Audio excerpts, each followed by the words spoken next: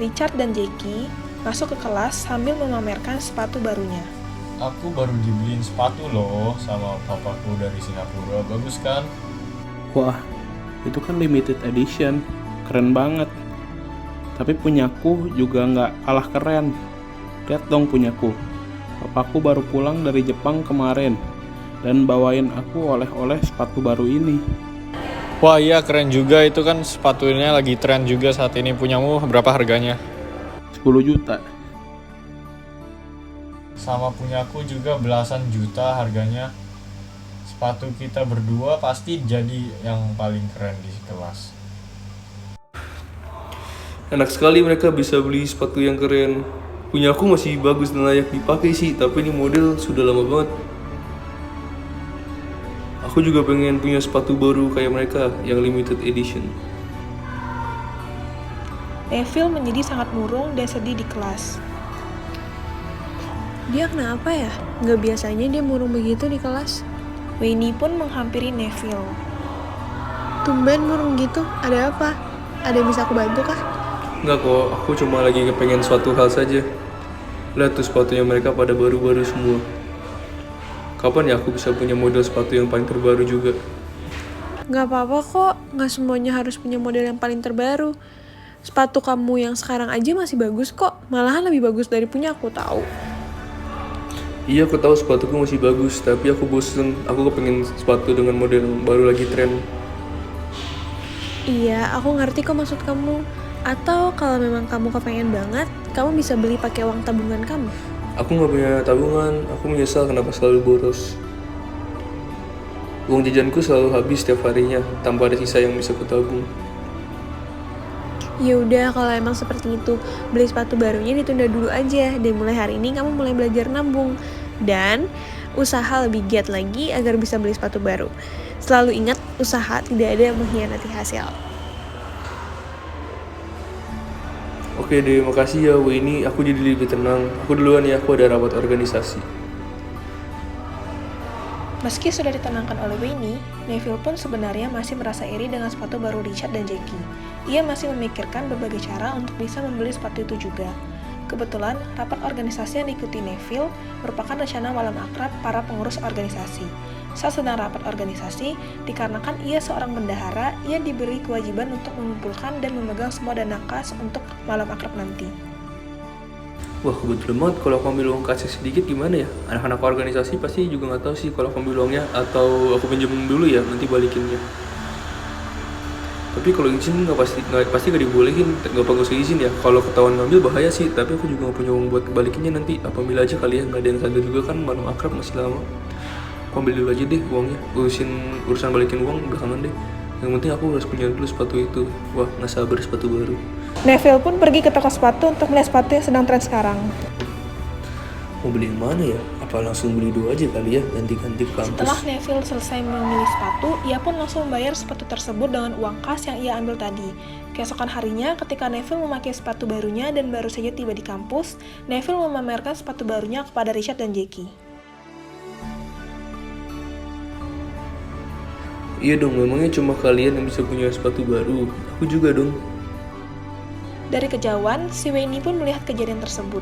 Wayne merasa kebingungan lalu bertanya kepada Neville apa yang sedang terjadi dan Neville pun menceritakan kepada Wayne apa yang terjadi. Neville, itu sepatu baru. Bukannya kamu nggak punya uang untuk beli sepatu baru? Iya, aku pinjam dulu uang kas organisasi. Emang udah diizinin kah? Aku nggak izin, lagi pula cuma sebentar kok. Pasti nanti aku kembalikan duitnya sebelum ketua organisasi sadar. Astaga Neville, kamu tahu gak sih kalau perbuatan yang kamu lakuin itu adalah perbuatan yang salah? Itu sama saja kamu mencuri, karena kamu gak izin dulu. Perbuatan yang kamu lakukan itu tindakan korupsi yang tidak pantas untuk dilakukan. Ya, tahu kalau itu salah, tapi kan tidak ada yang tahu apa yang sudah aku lakukan. Santai aja. Kamu gak jujur dan melakukan tindakan korupsi, jadi kamu sama saja seperti koruptor jika seperti itu. 2 hari kemudian, Neville, karena kita ada satu urgensi lain, jadi organisasi membutuhkan dana sekarang juga. Jadi kami tim inti sudah berunding akan memakai dana malam akrab. Nanti kamu tolong berikan uang organisasi kepada tim sekretaris ya. Oh ya, jangan lupa juga untuk mengirim laporan pembukaan kepada saya ya. Baik kak, saya kirim pembukuannya segera. Neville yang mendengar itu langsung panik dan bingung harus melakukan apa, karena uang organisasi telah dipakainya sebagian untuk membeli sepatu. Aduh bagaimana ya, sebagian uangnya sudah kau gunakan lagi untuk beli sepatu. Aku buat saja laporan palsu, dia juga tim kita mungkin memeriksa dengan badan logistik. Pada akhirnya, Neville pun memberi laporan tersebut kepada Catherine dan memberi uang tersebut kepada sekretaris. Catherine pun membaca laporan tersebut dan menghubungi ke sekretaris untuk menanyakan apakah jumlah uang yang dilaporkan sama dengan jumlah yang diberikan. Ketika Catherine diberitahu jumlah yang diberikan berbeda dengan laporan, ia pun langsung menanyakan kepada Neville. Ini sebagian uang dari organisasi kemana ya? Kenapa hanya sedikit sekali? Kenapa laporan dengan jumlah uang yang diberikan tidak sama? Neville pun tidak bisa menjawab dan Catherine menyadari bahwa uang tersebut telah dipakai untuk kebutuhan Neville. Ini uangnya kamu pakai untuk keperluan kamu sendiri ya? Iya kak, saya memakai uang tersebut untuk kebutuhan mendesak. Catherine pun marah ketika ia mengetahui bahwa bendahara organisasinya melakukan korupsi dan semakin marah ketika mendengar alasan yang diberikan oleh Neville. Kenapa kamu memakai uang organisasi? Kamu pakai uangnya untuk apa? Saya memakainya untuk membeli sepatu kak. Kamu ini mahasiswa loh, tapi sudah melakukan tindakan korupsi. Bagaimana nanti ke depannya? Saya nggak mau tahu lagi ya. Bagaimanapun caranya, uang organisasi harus kamu kembalikan minggu depan, dan kamu saya keluarkan dari organisasi ini, serta saya laporkan ke kepala dekan. Pada akhirnya, Neville pun menjual sepatu yang baru dibelinya kemarin untuk mendapatkan uang itu kembali, dan Neville pun sangat menyesali apa yang diperbuatnya. Neville berjanji kepada diri sendiri, ia tidak akan melakukan tindakan korupsi seperti itu lagi, dan ia akan mulai menanamkan nilai kejujuran dalam.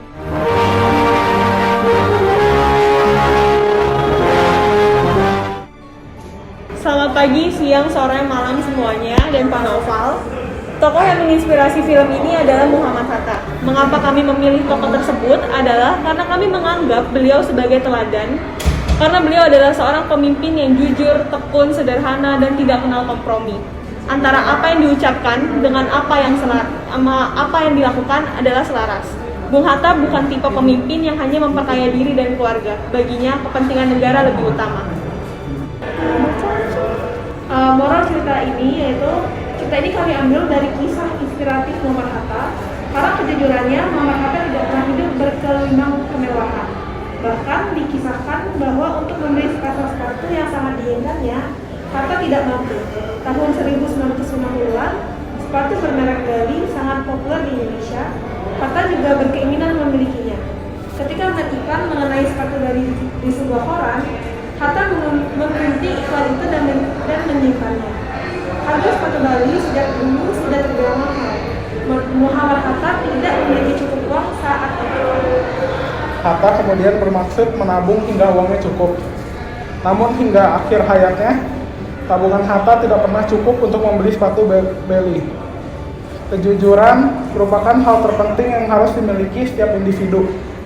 Karena tanpa kejujuran dalam diri, seseorang dapat dengan mudah melakukan tindakan korupsi.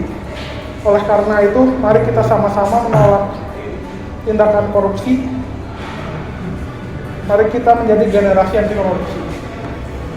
Yang akan menjadi keprihatinan dan dilakukan tokoh tersebut kalau beliau hidup di zaman sekarang, yaitu beliau pastinya akan banyak orang yang korupsi, walaupun dan hal yang sangat terkecil sekalipun, kejujuran merupakan hal yang sangat penting dimiliki di zaman sekarang. Muhammad Hatta tentunya akan menyadarkan orang-orang yang bertindak menyimpang dari nilai kejujuran. Beliau akan memberantas korupsi dengan mempertegas kembali hukum mengenai tindakan korupsi. Yang bisa dilakukan kelompok untuk contoh dari semangat beliau di masa sekarang adalah kita bisa mencontoh Muhammad Hatta seperti menjunjung tinggi nilai kejujuran, tidak melakukan korupsi dan tidak bersikap iri hati kepada orang lain.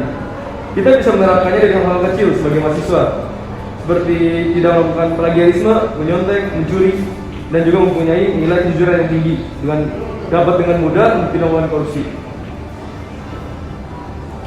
Demikian short movie yang dapat kami sampaikan. Semoga dengan short movie ini kita semua bisa menanamkan nilai kejujuran dalam diri kita. Terima kasih. Terima kasih.